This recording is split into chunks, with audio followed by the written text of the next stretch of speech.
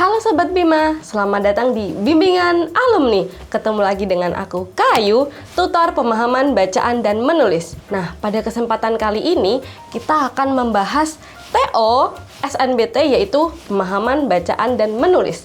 Tanpa berlama-lama lagi, langsung saja ke soal yang pertama. Let's go!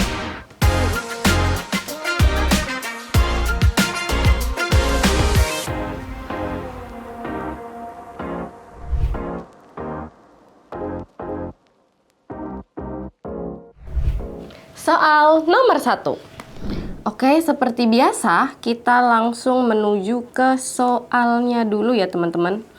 Oke, di sini kita disuguhkan dengan pertanyaan gagasan utama paragraf pertama. Nah, di sini kata kuncinya adalah paragraf utama. Yang namanya paragraf utama, berarti cara pertama adalah mencari kalimat utama dulu. Nah, yang kita tahu kalimat utama itu letaknya ada di berbagai tempat. Ada di awal, di tengah, dan ada yang di akhir. Nah, berarti di sini kita mencari di mana sih letaknya kalimat utama itu. Nah, di sini yang ditanyakan adalah paragraf pertama. Kita langsung aja ke paragraf pertama. Nah, berarti di sini ada 2 paragraf ya. Kita langsung fokus ke paragraf pertamanya aja. Berarti dari kalimat 1 sampai kalimat 6. Yang kita tahu kalimat utama adalah kalimat yang menyajikan inti dari paragraf tersebut. Jadi dia isinya adalah penjelasan umum atau pernyataan umum, baru diikuti dengan kalimat-kalimat penjelas. Oke, sekarang kita baca cepat dulu. Kemunculan buaya di sekitar permukaan kembali meresahkan warga di NTT. Senin 24 bulan 2, waktu sekian, BPKSDA menerima laporan dari BPBD Kabupaten Kupang tentang seekor buaya di Desa Manusak. Kemudian UPS ini diterjunkan, lalu ada tim UPS berhasil menangkap buaya jantan sepanjang 2,4 meter. Lalu kalimat 5, ini mengundang BBKSDA ini mengungkapkan sejak 2019 hingga 2025 telah terjadi 59 konflik buaya dengan manusia yang sampai menyebabkan 31 korban jiwa dan 28 orang luka-luka. Wilayah dengan kejadian terbanyak meliputi Kabupaten Kupang, Malaka, dan lain sebagainya. Oke, yang kita tahu dari paragraf pertama ini, topik besar adalah kemunculan buaya. Nah, topik besarnya adalah kemunculan buaya. Baru diikuti dengan penjelasannya siapa yang menangani, kemudian korbannya berapa, lalu kejadiannya dari tahun berapa. Nah, yang kita tahu yang menyajikan topik besar ini ada di kalimat 1. Nah, berarti yang membahas pertama yaitu kalimat pertama, karena dia langsung mengungkapkan kemunculan buaya di sekitar permukaan kembali meresahkan warga di NTT.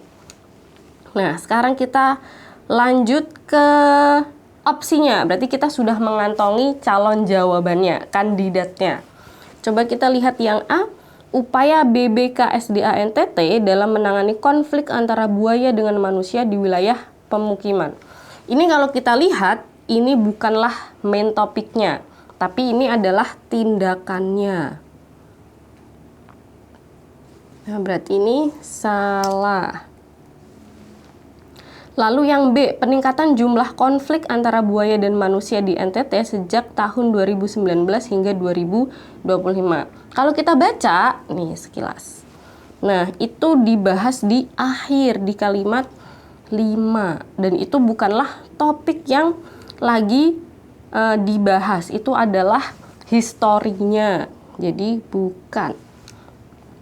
Lalu yang C, keberhasilan tim UPS dalam menangkap buaya muara di Desa Manusak, Kabupaten Kupang. Coba kita lihat. Nah, di sini kalau di kalimat 6, sebenarnya yang kejadian itu nggak hanya di Desa Manusak aja ada banyak sebenarnya. Jadi dia belum mewakili paragraf 1 kalau hanya meng-highlight Desa Manusak aja. Lalu yang D, kemunculan buaya di permukiman warga NTT yang makin meresahkan masyarakat. Nah, ini dia jawabannya karena dia yang menyajikan topik besar yang dibahas di paragraf pertama. Jadi jawabannya adalah yang D.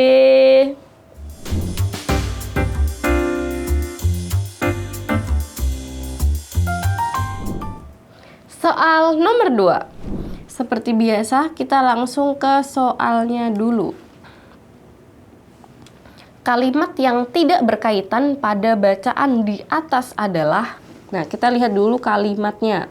8, 10, 11, 12, dan 13. Berarti ini ada di paragraf kedua. Serangan terbaru terjadi 28 Februari. Oke, yang kedua, yang ke-8, karena selamat ia harus menjalani perawatan di rumah sakit.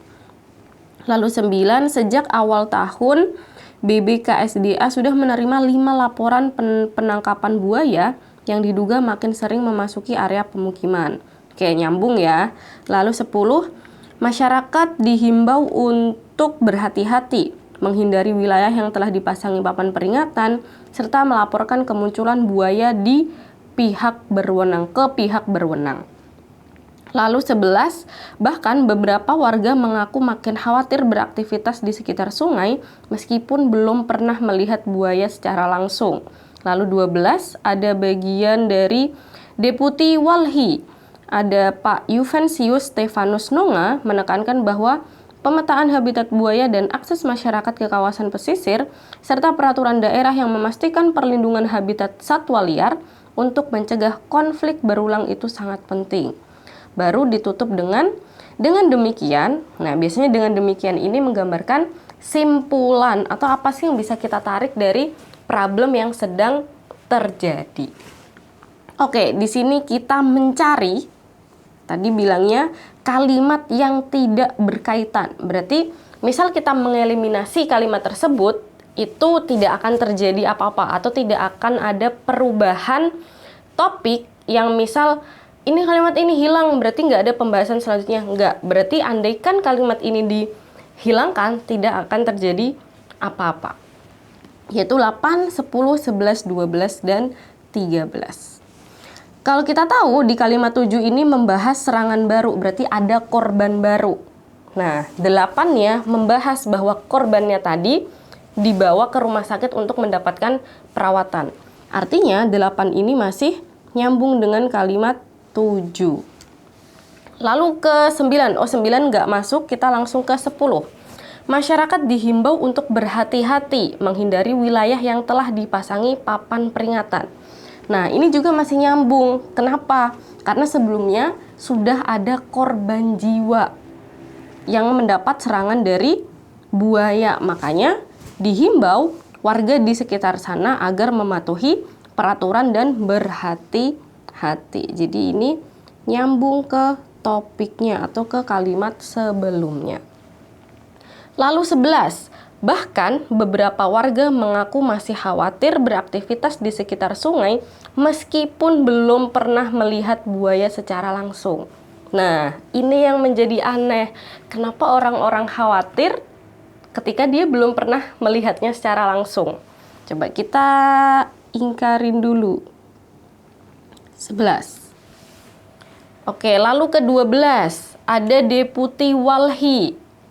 NTT Pak Juvencius Stefanus Nonga menekankan bahwa pemetaan habitat buaya ini sebenarnya adalah action dari pemerintah terkait topik ini tuh gimana sih? Nah, makanya ini menjadi penting karena udah ada korban jiwa, udah ada peringatan. Nah, pemerintah harus turun tangan. Nah, ini adalah bentuk actionnya dari pemerintah NTT. Jadi ini masih berkaitan dengan topik. Lalu 13. Dengan demikian, upaya konservasi dan edukasi masyarakat mengenai keberadaan buaya perlu ditingkatkan agar konflik dapat diminimalkan. Nah, ini adalah bentuk preventif atau pencegahan. Di mana teks di sini adalah mencari solusi dari problem yang sudah ada atau dari masalah-masalah yang timbul di paragraf kedua. Jadi dia masih bersangkutan dengan topiknya. Nah, yang menjadi pertanyaan adalah kalimat 11. Andaikan dia dihilangkan, apakah akan mempengaruhi? Tidak. Karena di sini statementnya dia agak aneh ya. Orang-orang akan khawatir meskipun dia belum pernah lihat langsung buayanya. Bisa jadi orang-orang itu dari luar ataupun orang-orang terdekat. Nah, ini kalau kita hilangkan tidak akan mempengaruhi dari struktur paragraf. Jadi, jawaban yang tepat adalah kalimat 11 karena hal tersebut belum menunjukkan sebuah fakta. Sedangkan kalau kita concern dari teksnya, mulai dari awal itu membahas tentang kejadiannya, lalu apa tindakannya, apa action dari pemerintah, lalu gimana pencegahan biar tidak terjadi hal seperti ini lagi. Sedangkan di kalimat 11 ini hanya asumsi, belum suatu kejadian fakta yang harus ditambahkan di teks nomor 2 atau di paragraf nomor 2. Oke, jadi kesimpulannya jawaban yang benar adalah yang C.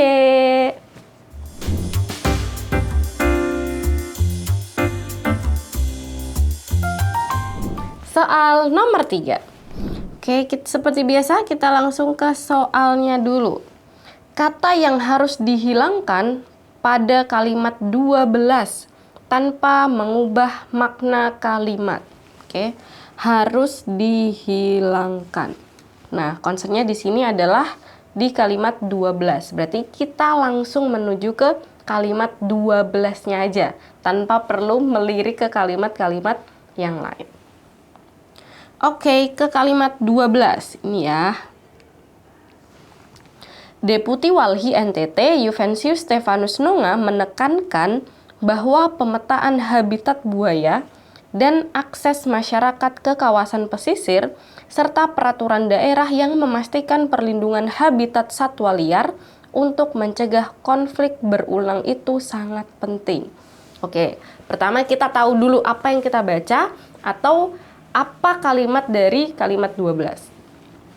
Sekarang kita ke A, B, C, D, E-nya atau opsi jawabannya. Minimal kita harus tahu definisi dari kata yang sudah disajikan di sini. Oke, di sini ada habitat. Habitat itu yang kita tahu adalah tempat tinggal. Tempat tinggal atau tempat atau tempat hidup. Jadi habitatnya ada di air, di darat, dan di udara. Lalu kawasan. Kawasan ini daerah khusus yang memiliki ciri khusus dan fungsi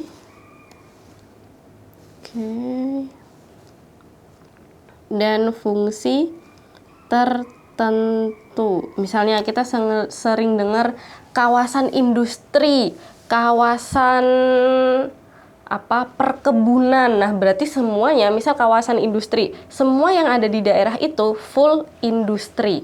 Mulai dari pabriknya, mulai dari tempat packingnya, mulai dari gedungnya, itu adalah semuanya berhubungan dengan industri. Jadi dia punya ciri khusus dan fungsi tertentu. Lalu serta. Serta di sini adalah konjungsi penambahan. Biasanya dia punya persamaan makna seperti dan. Lalu daerah. Daerah itu adalah sebuah wilayah. Lalu liar. Liar itu dia biasanya buas atau tidak jinak. Oke, sekarang kita udah mencari tahu apa aja sih makna yang disajikan di opsi soal. Mulai dari habitat, kawasan, serta daerah, dan liar. Sekarang kita kembali lagi untuk cek kira-kira kalau dari kelima kata ini dihilangkan, ada yang berubah atau mengubah makna apa tidak? Oke, sekarang kita kembali. Deputi Walhi NTT Yufensius Stefanus Nonga menekankan bahwa pemetaan habitat. Nah, ini kata pertama. Misal habitat ini dihilangkan, hanya jadi bahwa pemetaan buaya. Berarti langsung menuju ke hewannya. Sedangkan tadi yang kita tahu habitat adalah tempat tinggal. Jadi kalau habitat ini dihilangkan akan mengubah makna kata. Jadi habitat adalah jawaban yang salah. Lanjut. Dan akses masyarakat ke kawasan pesisir. Oke. Di sini yang kita tahu kawasan tadi adalah daerah khusus yang memiliki ciri khusus, berarti kawasan pesisir. Berarti semua daerahnya adalah pesisir. Misal, kita hilangkan kawasannya, berarti tinggal masyarakat ke pesisir. Kira-kira sama makna atau tidak? Kawasan pesisir dengan pesisir. Jawabannya adalah sama. Meskipun kawasannya dihilangkan, kalau kita mendengar kata pesisir, pasti dia pinggiran pantai atau pinggiran laut. Jadi ketika kawasan ini dihilangkan, maknanya tetap sama. Kita centang dulu. Serta. Nah, tadi yang kita tahu, serta adalah bermakna penambahan. Bisa juga diganti dengan dan. Apakah di sini ketika sertanya dihilangkan akan berubah? Coba kita baca. Akses masyarakat ke kawasan pesisir peraturan daerah. Nah, aneh dong karena harusnya ada konjungsi atau kata penghubung antara pesisir ke peraturan daerah. Jadi ketika serta ini dihilangkan akan mengubah makna kata atau makna kalimat. Jadi jawabannya adalah salah. Lanjut, peraturan daerah yang memastikan perlindungan habitat satwa. Nah, habitat tadi udah ada. Habitat satwa liar untuk mencegah konflik berulang itu sangat penting. Nah, berarti sangat jelas kalau ada kalimat atau kata yang dihilangkan tanpa mengubah makna kalimat adalah kawasan. Karena sudah dijelaskan dengan kata pesisir. Jadi jawaban yang tepat adalah yang B.